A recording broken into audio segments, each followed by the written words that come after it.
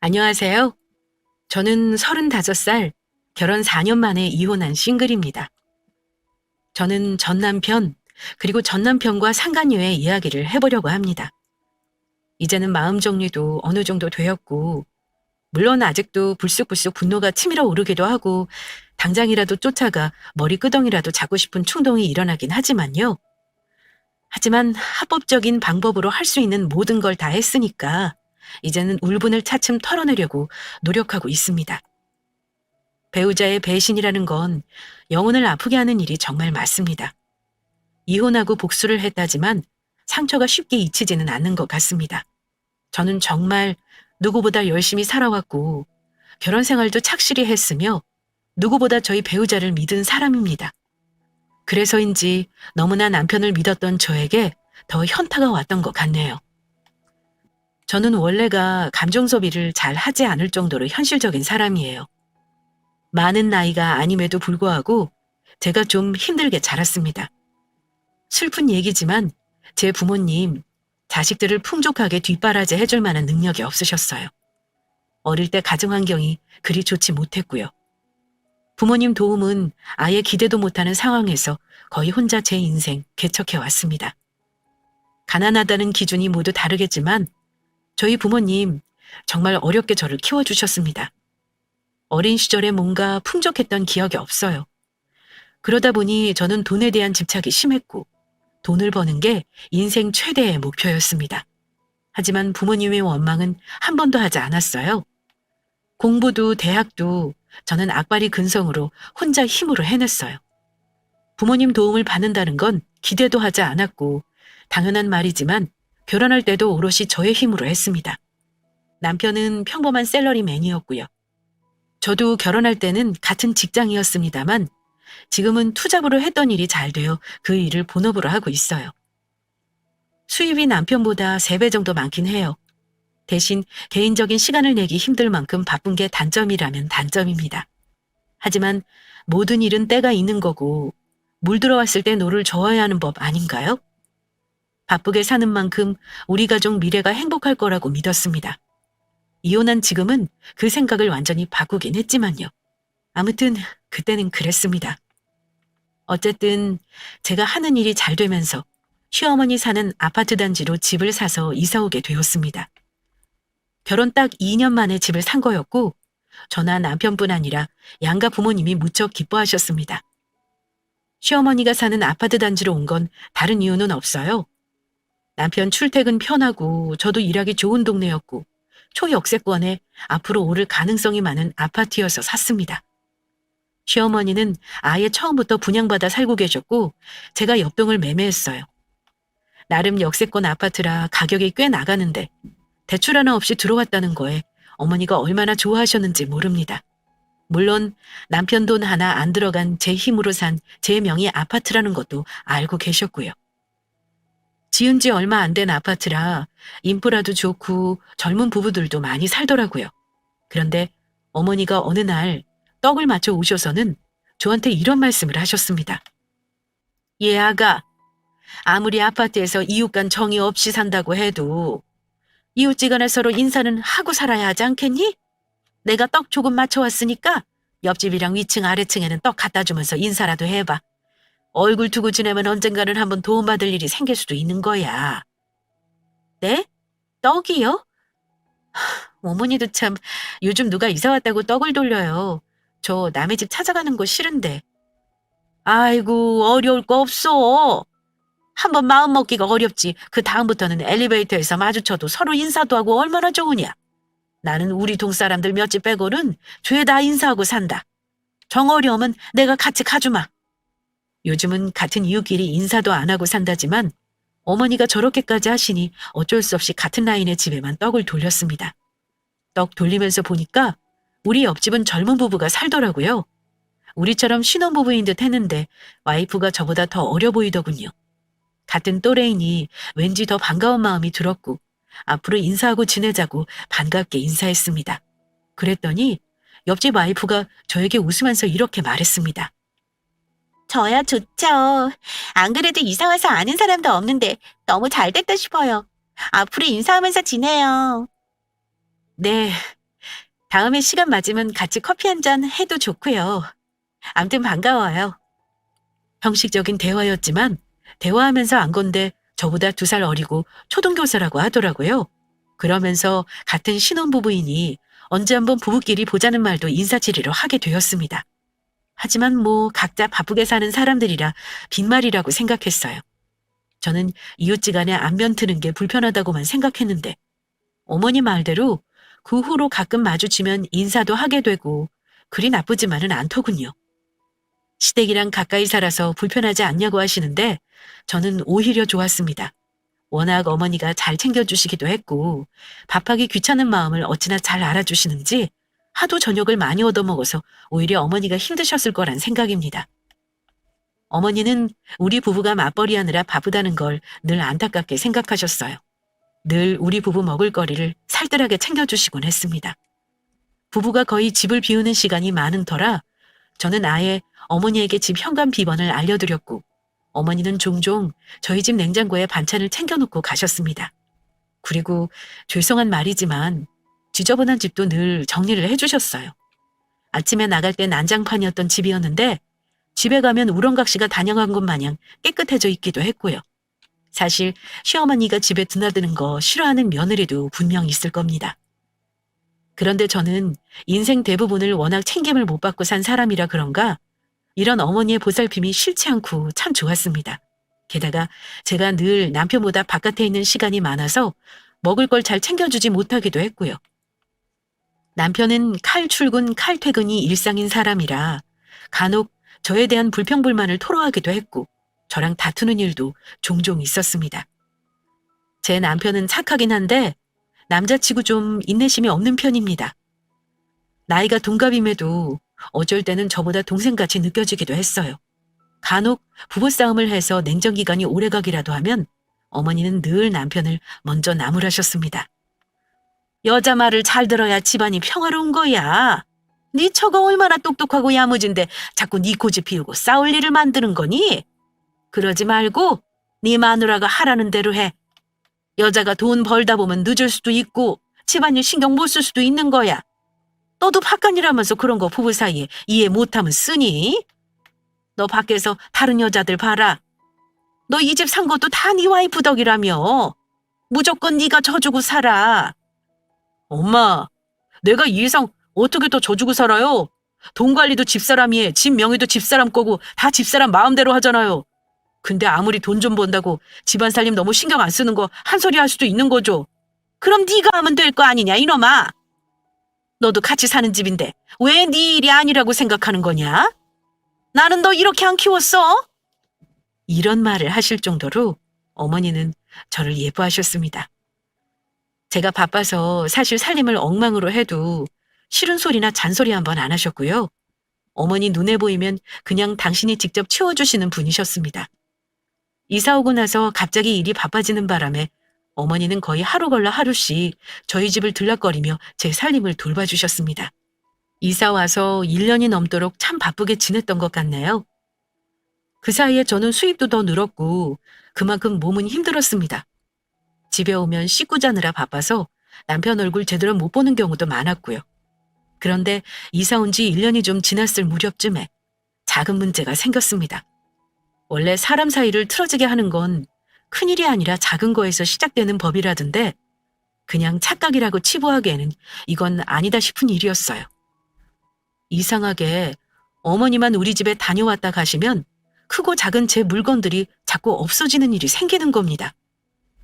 처음에 제 화장품이 사라졌을 때는 착각인 줄 알았습니다. 어디 다른 곳에 놔뒀다고 생각했고 대수롭지 않게 넘겼어요. 그런데 그 다음에는 제가 아껴 쓰던 향수가 없어졌습니다. 그리고 그 다음에는 드레스룸에 걸어놓았던 스카프가 없어졌고요.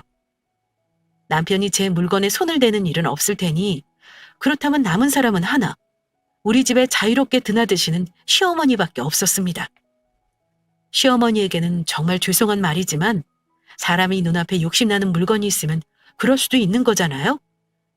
어머니에게 대놓고 물어볼 수도 있는 거긴 한데 괜히 기분 나쁘실 수도 있을 것 같아서 국립 끝에 소형 CCTV를 거실에 설치했습니다. 범인을 잡겠다는 마음보다는 뭐랄까, 그냥 자초지종을 알고 싶었어요. 혹시나 해서 남편에게도 말하지 않았고요. 그런데 한동안은 없어지는 물건이 없더라고요. 그런데 한 달쯤이 지났을 무렵 또 제 물건이 사라진 걸 알았습니다. 이번에는 기가 막히게도 팔찌였어요. 중요한 미팅이 있을 때만 꺼내 착용하는 비싼 브랜드 팔찌였고 혼자서는 절대 풀 수 없는 다들 아시는 브랜드의 그 팔찌입니다. 매일 착용하는 게 아니니 정확히 언제 없어진 건지도 모르겠더라고요. 혹시나 해서 이리저리 찾아봤지만 없어진 게 확실했습니다. 다른 것도 아니고 고가의 물건이 없어지니까 그때는 저도 화가 나더라고요. 그래서 CCTV 녹화된 메모리를 꺼내 확인을 해봐야겠다 싶었습니다. 하지만 날짜와 양이 너무 방대해서 저 혼자는 도저히 할 수가 없겠더라고요. 그래서 일단 메모리를 꺼내 제 노트북에 다운로드 하여 놓고 남편에게 살짝 도움을 요청했습니다. 아니길 바랬지만 만에 하나 어머니가 그러신 거라면 어차피 남편이 알게 될 일이기도 했으니까요. 여보, 당신 혹시 내 물건 말이야. 필요해서 가져간 적 있어? 이번에 내 팔찌가 없어졌거든? 상자는 멀쩡히 있는데 팔찌만 없어진 거 보니까 분명 누가 꺼내간 게 확실한데 혹시나 해서 물어보는 거야. 뭐? 당신 팔찌를 내가 가져갈 일이 뭐가 있겠어? 그럴 일 없어. 그럼 내 향수나 스카프 없어진 것도 당신이랑은 상관없겠네? 내가 여자 물건을 뭐에 쓴다고 가져가겠어? 왜 그러는 건데? 실은 몇 달 전부터 자꾸 내 물건이 사라지는 거야. 그것도 좀 값 나가는 것만 골라서 말이야. 그래서 내가 한 달 전쯤에 집에 카메라를 달아놨거든? 근데 어제 보니까 내 팔찌 있지? 그게 없어졌지 뭐야? 이건 분명 누가 가져간 거구나 싶은데 당신 알다시피 우리 집에 오는 사람 당신이랑 어머니밖에 더 있어? 나도 이러기는 싫지만 녹화된 영상 같이 확인 좀 해줄 수 있어? 날짜 나눠서 같이 좀 봐줘. 여기 메모리 카드야. 저는 미리 빼놓은 CCTV의 메모리를 남편에게 건넸습니다. 그런데 남편은 저의 얘기를 듣는 순간 얼굴이 사색이 되면서 놀라는 겁니다. 뭐? 카메라? 당신 미쳤어? 대체 무슨 생각인 거야? 왜 같이 사는 사람 집에 함부로 그런 걸 설치한 건데? 남편은 기분 나빠하면서도 당황한 기색이 역력했습니다. 소리까지 지르면 노발대발 화를 내는데 자기 엄마를 의심한 게 기분이 상했구나 생각했습니다.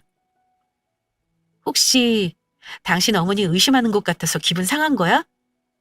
나도 그러고 싶지는 않아. 하지만 뭐든 확실한 게 좋잖아. 나는 어머니를 믿지만 그렇다고 내 물건에 발이 달린 게 아니라면 뭔가 이유가 있을 거 아니야. 게다가 이번에 없어진 거 진짜 비싼 거란 말이야. 그래도 그렇지. 그걸 우리 엄마가 가져갔다는 증거는 없잖아. 당신 대체 언제부터 CCTV 설치해 놓은 거야? 그리고 그동안 한 번도 녹화된 건 확인 안 한 거고?